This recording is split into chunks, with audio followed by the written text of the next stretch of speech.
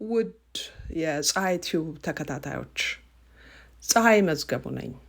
በዛሬው ዝግጅቴ የማቀርብላችሁ የቀድሞው የአጼ ኃይለሥላሴ እልፍኝ አስከልካይ የነበሩት የብሪጌዲየር ጀነራል መኮንን ደነቀ የህይወት ታሪክ ይሆናል።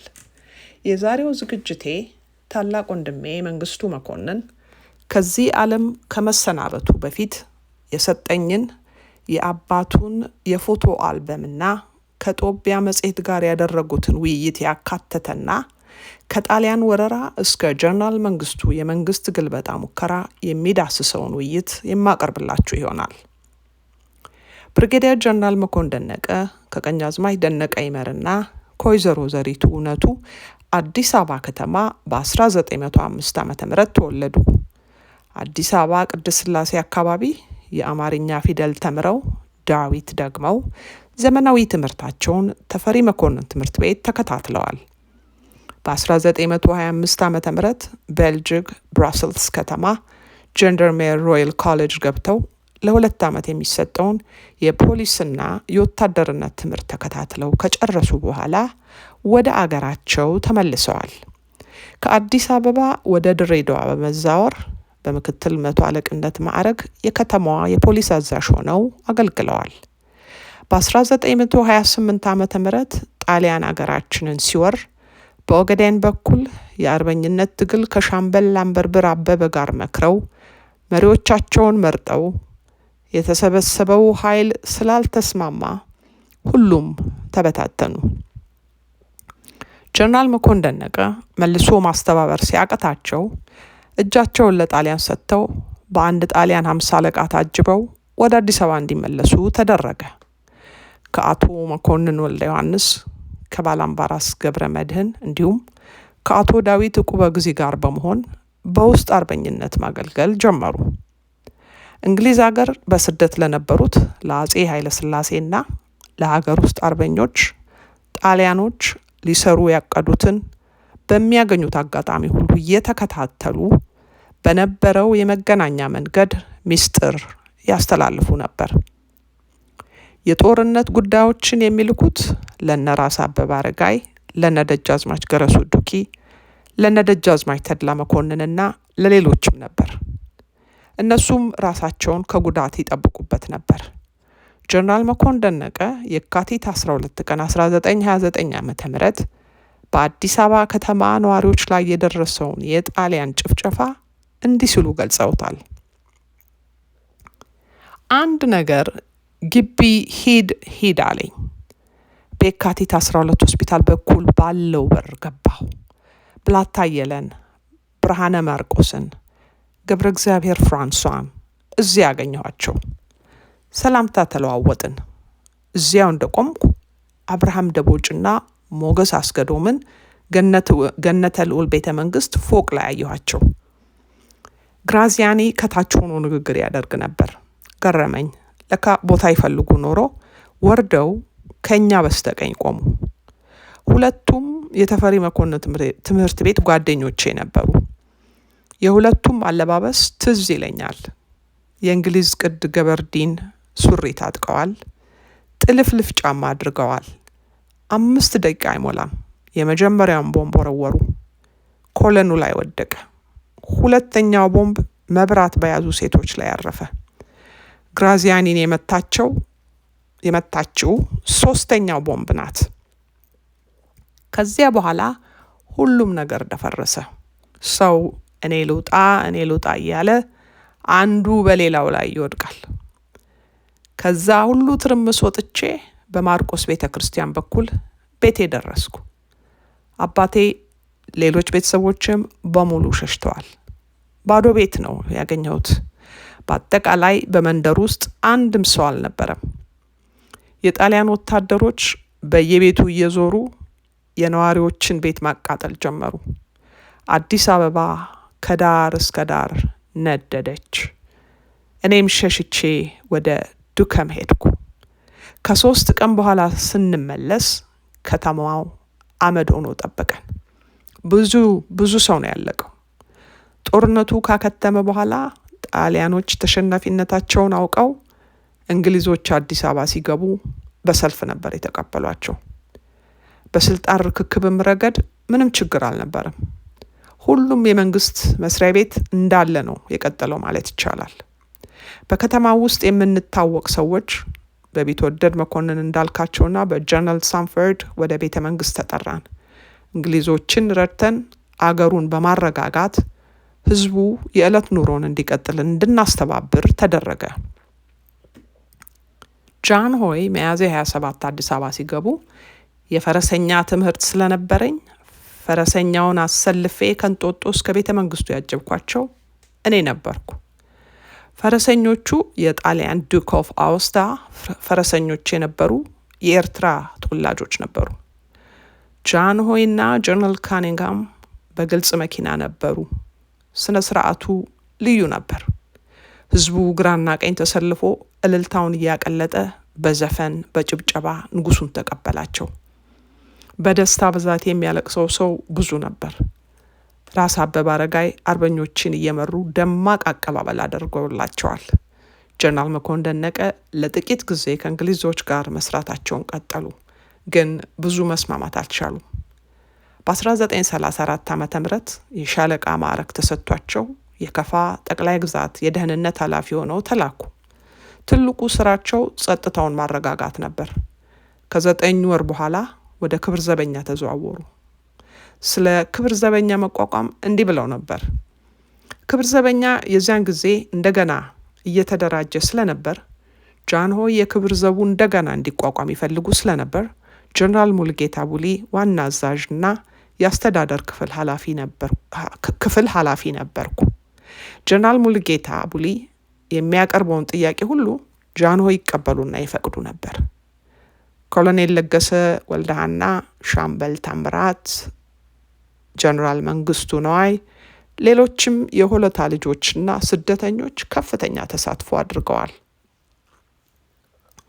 ጀነራል መኮንን ደነቀ ከ3 ዓመት በኋላ የሌተናንት ኮሎኔልነት ማዕረግ ተሰጥቷቸው የመጀመሪያው ኢትዮጵያዊ ፖሊስ ምክትል ኮሚሽነር ሆነው ሰርተዋል።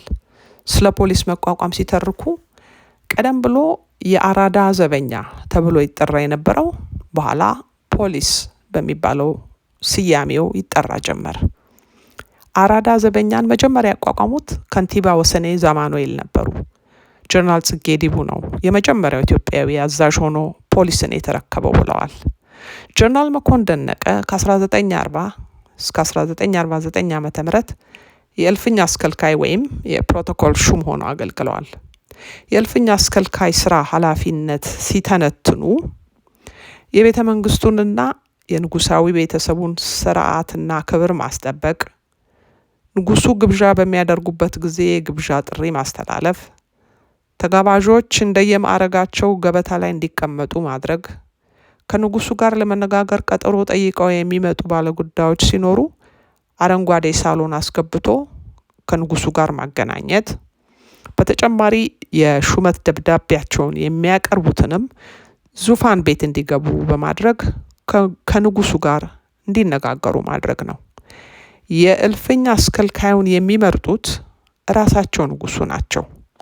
በሳቸው አቅራቢያ መገኘቱ፣ መታወቁ፣ ቁመናው፣ መልኩ፣ ትምህርቱ የሚመርጡበት መለኪያዎች ነበሩ።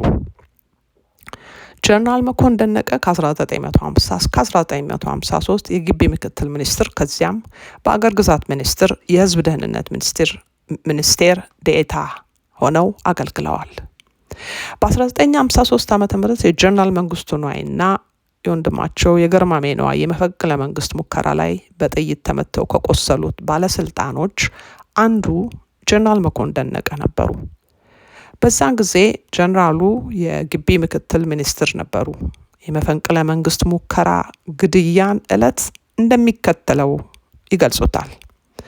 ልዕልት ተናኝ ወርቅና ልዕልት ሳራ ስልክ ደውለው ልጆቹንና የቤተ መንግስቱን ደህንነት ተመልከት ባሉኝ ትዕዛዝ መሰረት ግርማዊ እቴጌ መነን ቪላ ሄድኩ።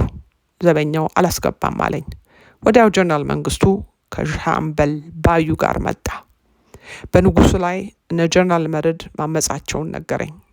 የኔን መኪና ትቼ በሱ መኪና ወደ ክብር ዘበኛ ጽህፈት ቤት መጣን።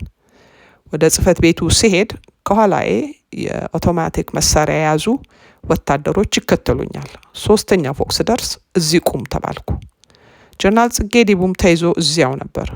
ጀነራል መንግስቱ ከርተዋል ብሎ ከነገረኝ ሰዎች ውስጥ ራስ አበበ አረጋይም ተይዘዋል። አቶ መኮንን ሀብተወልድ፣ ታደሰ ነጋሽ፣ አፈ ንጉስ እሸቴ፣ አቶ አምደ ሚካኤል ታስረዋል። አቡኑ ደጃዝማች ከበደ፣ ራስ ምሩ በየጊዜው ወደ አልጋውራሽ ይመላለሳሉ። ሐሙስ ማታ እኛ ከክብር ዘበኛ ቢሮ ወደ ቤተ መንግስት ተወስደን ሌሎች መኳንንቶችም እዚያው ነበሩ። የመጀመሪያውን ጥይት ራሱ መንግስቱ ተኮሰና ጀነራል ሙልጌታ ቡሌን መታው፣ ወደቀ። ከዚያ ሁሉም የአውቶማቲክ ተኩስ ከፈቱ። ቀጥሎ አባህና ላይ ተተኮሰ። እኔና አቶ አምደ ሚካኤል ወደ ጎን ሄደን ወደቅን። አምደ ሚካኤል ተነስቶ እናንት ቀጣፊዎች በማለት ቦምበር ሊማታ ሲል ገደሉት። ቀጥሎም የአሰሳ ተኩስ አካሄዱ። ይሄ ሆነው ወደ 10 ሰዓት ተኩል ላይ ነው። ከጥቂት ጊዜ በኋላ እነ ጀነራል ጃገማ ኬሎ ግቢውን ያዙ። አንድ የቦዮች አለቃ ተረፋችሁ አለኝ። ወዴት ሄዱ አልኩት። በጓሮ በመኪና በር እንደወጡ ነገረኝ። ወታደሮች እንዲጠራ ነገርኩት። ራስ አበበን ወንበር ላይ እንዲያስቀምጧቸው አደረኩ። ራስ አንዳርጋቸው መኪና አስመጥተው ራስ አበበን የካቲት ሆስፒታል ቢወስዷቸው ራስ አበበን የካቲት 12 ሆስፒታል ቢወስዷቸውም ህይወታቸው ሊተርፍ አልቻለም። ጀነራል መኮንን በ12 ጥይት ተመተው ቤላ ጦር ሰራዊት ሆስፒታል ተወሰዱ። ሐኪሞቹ ሁሉ ሸሽተው ስለነበር ዘገየ የሚባል ድሬሰር እርዳታ እንዳደረጉላቸው፣ ቀጥሎም 12ቱም ጥይቶች ያረፉት ግራ እግራቸው ላይ ስለነበር 2 ቦታ የአጥንት ስብራት ደርሶባቸው 4 ወር ሆስፒታል እንደተኙ ተናግረዋል። የአረንጓዴው ሳሎን የተወሰዱ 20 ባለስልጣናት ነበሩ።